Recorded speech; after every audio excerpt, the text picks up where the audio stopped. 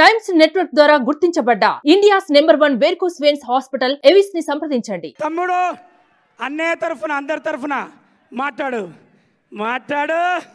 ఇందాక రఘురామకృష్ణరాజు గారిని కలిసేసి ఇటు గచ్చిబౌలి నుంచి వస్తూ ఉండే కారులో, త్రిపుల్ గారిని కలిసి గచ్చిబౌలి నుంచి వస్తూ ఉండే, కారు ఇటు తిరిగింది, కట్ చేస్తే ఇంకో కారు ఆడేది నా వెనక, కొంచెం ఇటు ఐటికి సిటీ ఇటు తిరగగానే ఇంకో కారు ఆడేది నా వెనక. మనం వచ్చింది ఒక కారులో కదా, ఇంకొక కారు ఎక్కడి నుంచి వచ్చిందని చూసా, మళ్ళీ ఇంకొక కారు వచ్చింది. వీళ్ళెవరో మీకు తెలుసు అనుకుంటా, నా డైహార్డ్ ఫ్యాన్స్. మొత్తం అక్కడి నుంచి ఇక్కడ వరకు ఆ కారు ఈ కారు మొత్తం కలిపి నాకు ఫ్యాన్స్ కాదండి, డైహార్డ్ ఫ్యాన్స్ ఉంటారు నాకు.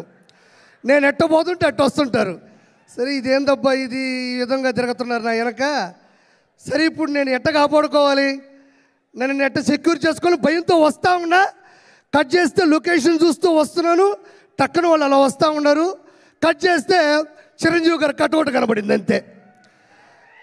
నిజంగా నాకు ఎంత ధైర్యం వచ్చిందంటే, వాళ్ళు ఎంతమంది వచ్చినా సరే ఒక్కసారిగా మెగా అభిమానులు తాలూకు ఆ బొమ్మ కనబడిందంటే ఒక్కోడికి దెమ్మ తిరుగుతుంది.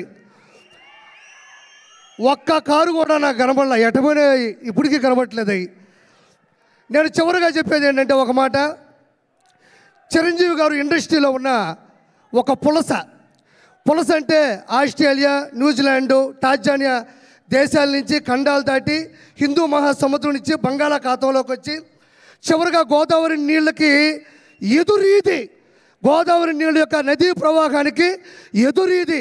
ప్రపంచంలో ఏ చేప నదీ ప్రవాహానికి ఎదురీదలేదు, దానివల్ల కాదు. ఒక్క పులస మాత్రమే ఎదురీది సంతాన ఉత్పత్తి కోసం గుడ్లు పెడుతుంది.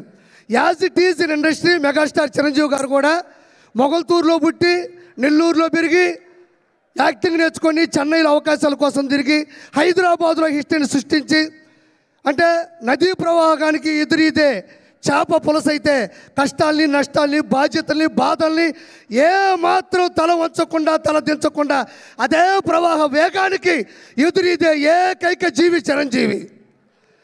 అంటే అన్ని చేపలు వేరు, పులస చేప వేరు, దానికోసం తెగ కొట్టుకుంటుంది. రాజమండ్రి వాళ్ళకి ఎక్కువ తెలుసు.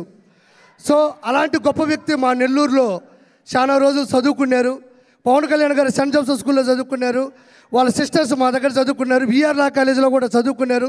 చిరంజీవి గారు అత్యున్నత స్థాయికి వచ్చేంత వరకు కూడా నెల్లూరు ఆ మనిషి మధ్యలో వచ్చేస్తుంటుంది. అందుకు అత్యున్నత స్థాయికి వచ్చేంత వరకు కూడా నెల్లూరులో బస చేసినటువంటి చిరంజీవి గారికి ప్రపంచంలో ఉన్న ప్రతి వ్యక్తి ద్వారా ఆశీస్సులు అందరిని మనస్ఫూర్తి కోరుకుంటూ thank you so much.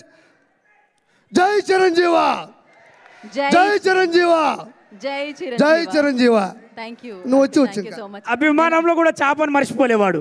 Suman టీవీలో మీ పర్సనల్ అండ్ బిజినెస్ ప్రమోషన్స్ కోసం కింది నెంబర్కి కాంటాక్ట్ చేయండి.